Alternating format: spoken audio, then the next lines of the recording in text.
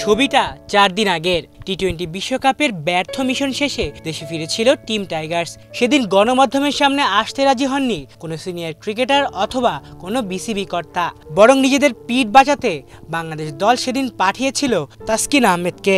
এবার যেন আরও একবার সেই তাসকিনকেই বাড়ানো হচ্ছে পাঠার বলি। অ্যান্টিগায় টি-20 বিশ্বকাপের সুপার 8-এ ভারতের বিপক্ষে তাসকিন আহমেদ ছিলেন না একাদশে, যা নিয়ে তখন সমালোচনা কম হয়নি। আর টস জিতে ফিল্ডিং নেওয়ায় প্রশ্নবিদ্ধ ছিল বাংলাদেশ টিম ম্যানেজমেন্টের সিদ্ধান্ত। দুদিন ধরে আবার আলোচনায় তাসকিন।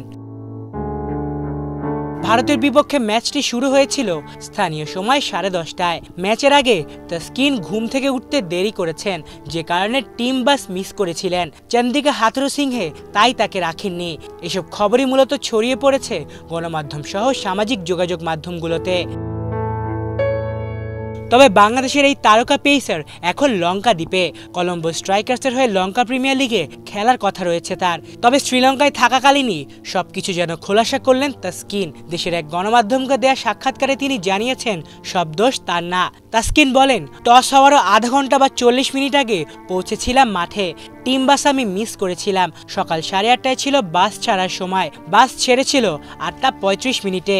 আমি 8:43 মিনিটে গাড়িতে করে মাঠে গেছি, মানে বাসের সঙ্গে গিয়েছি। পরে পৌঁছেছি। আমাকে যে খেলায়নি সেটা দেরিতে যাওয়ার জন্য না, এমনিই খেলায়নি।